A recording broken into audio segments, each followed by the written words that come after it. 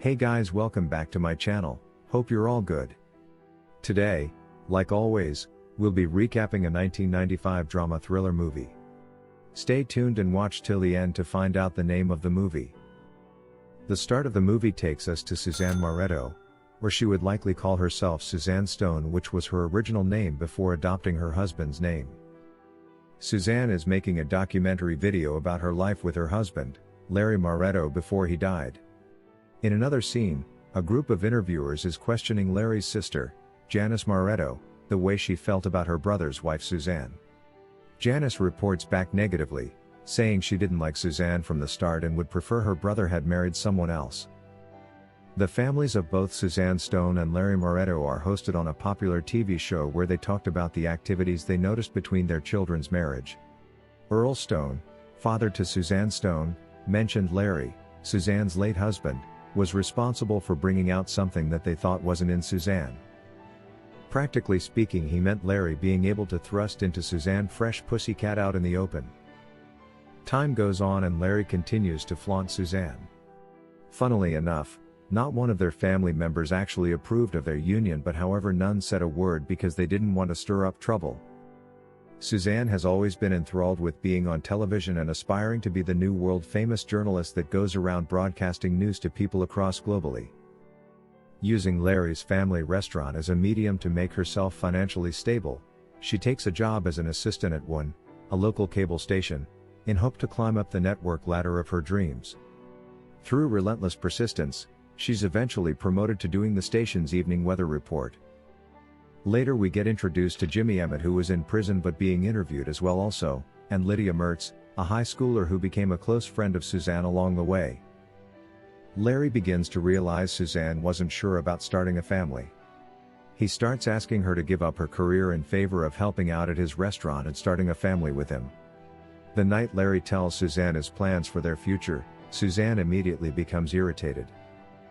Suzanne immediately begins plotting to get rid of Larry. She manipulates the high schooler subjects of the TV documentary she has been making, Teens Speak Out. On a special occasion, she invites Lydia and Jimmy to her home when her husband is away.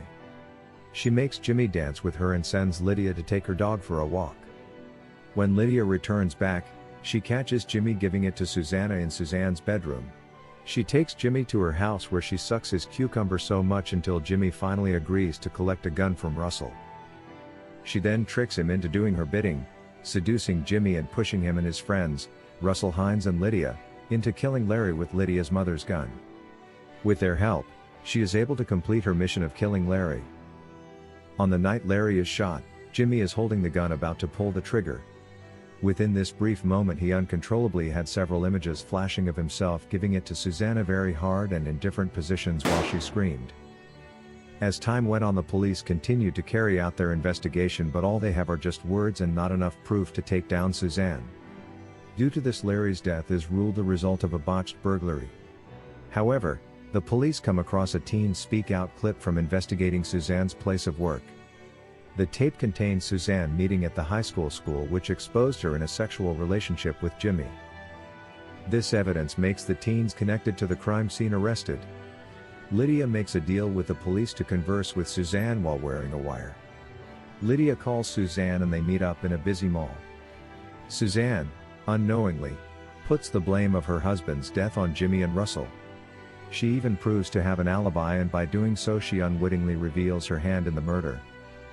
However, despite this damning evidence, Suzanne argues that the police resorted to entrapment and is released on bail. All the charges and accusations against the innocence of Suzanne were dropped with lack of evidence she had anything to do with Larry's death.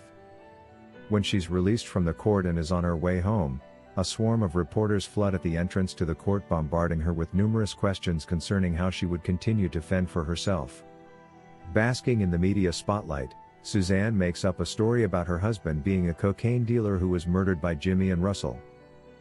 Jimmy and Russell, the high school boys, are sentenced to life in prison. Russell gets his sentence reduced and will have to stay in prison for 15 years. Lydia is released on probation and Jimmy gets life imprisonment. Suzanne completes her documentary and leaves her home after getting a call from a fake movie studio executive. She gets in her car and rides to meet him.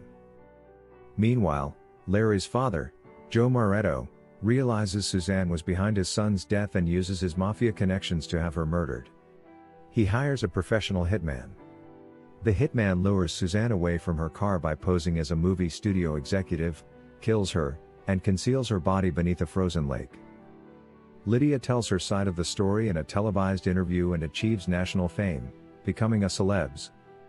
Janice, Larry's sister who had always disliked Suzanne, practices her figure skating on the frozen lake. The lake where Suzanne's frozen buried corpse lay. There you have it, folk. If you're guessing the name of the movie and want to check it out, I've got you covered.